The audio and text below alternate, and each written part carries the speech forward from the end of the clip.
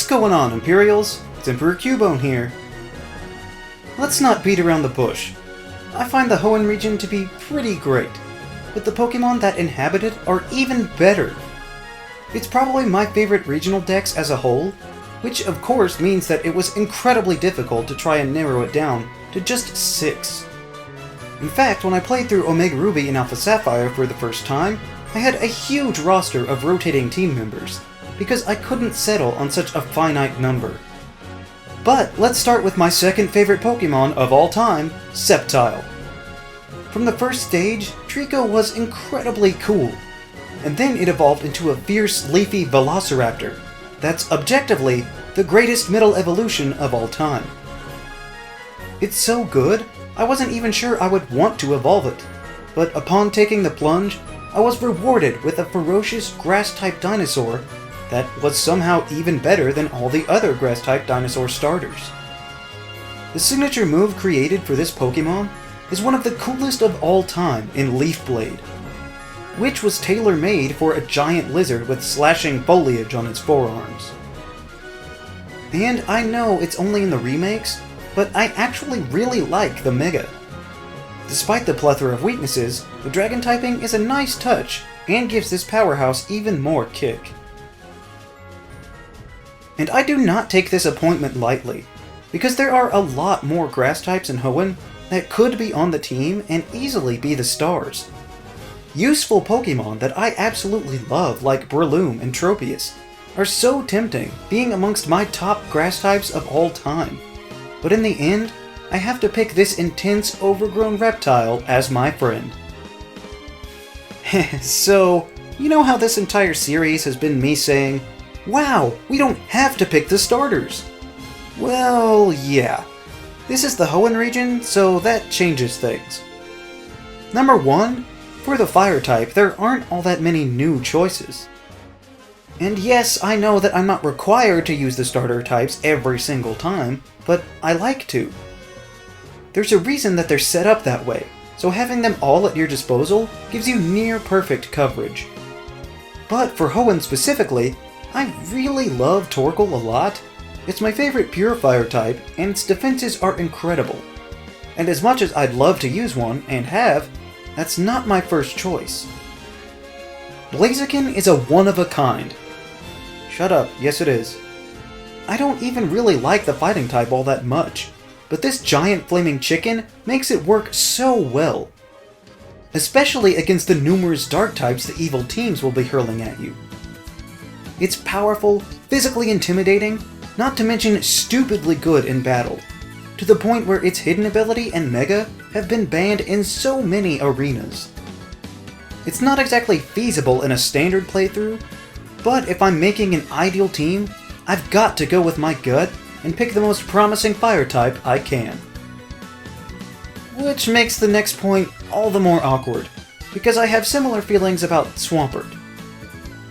So I'm picking all the starters this time, sue me. Call it pulling an Ash Ketchum. Yes, that's the way I've always felt obligated to pick, but this time I just happened to get it right. Swampert is an incredibly solid water type, and on top of that, it's a ground type. Turning into my favorite type will never hurt your chances to be on the team, and slapping on an immunity just before an electric gym to a Pokémon that would have otherwise been weak to it is always a pure delight. And again, with all of these choices, I do not take it lightly, because there are certainly other water options that I adore. But on my ideal team, I would have to make room for the formidable Mudfish. Which is ironic, because I received tons of flack for people saying that I hated Swampert just because I criticized its Mega.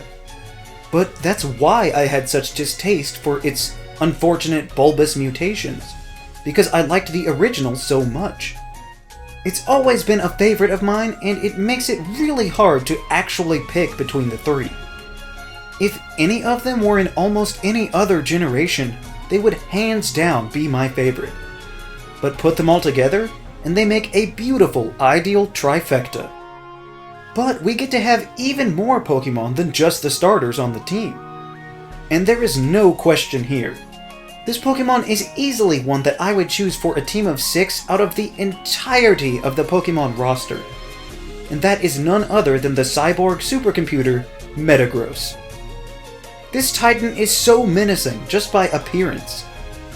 Not able to play the games at the time, I first saw this metallic beast in the Deoxys movie, and I instantly loved it.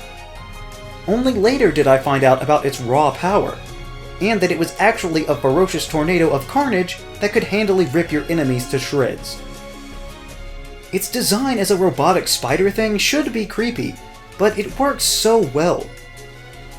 Not to mention the fact that it can fold up its legs and use its psychic powers to levitate above the ground.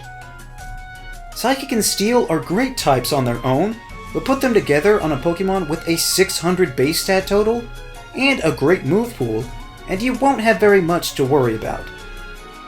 And it only got better in Gen 4 when they finally gave it a physical Psychic move to take advantage of its outrageous attack. This Pokemon was truly worthy of adding a second pseudo-legendary to the region. And before you say anything about how you can't get a Beldum until the end of the game, that's not the point.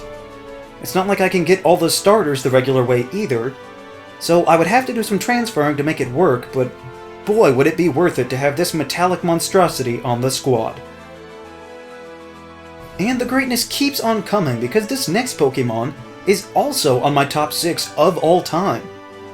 Man, Hoenn is overflowing with great choices. The majestic Flygon is my favorite dragon type, and one that gets constantly overlooked.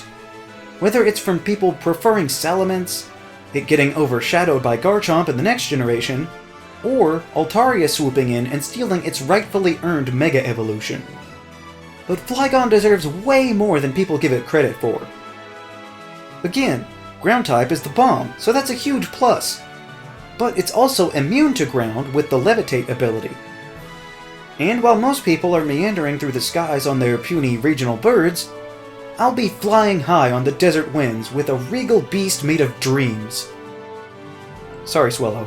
I didn't mean it. I really like you too, but just look at this thing. Can you blame me? I don't know how else to describe Flygon and the many advantages it provides without sounding redundant. So I'll just say that for a Pokemon that you can find much earlier than a pseudo-legendary, it does a pretty convincing imitation of one to me. And then the last slot was incredibly tough, because I have used all sorts of different Pokemon in the Hoenn region. And using them was always a pleasure, but looking at them I could already tell that pretty much anything I picked would create some overlap. And for my personal taste, at the moment anyway, the last slot on the team should go to Aggron. Steel seemed to be a pretty rare find in Generation 2 for anything that didn't have magnets for hands.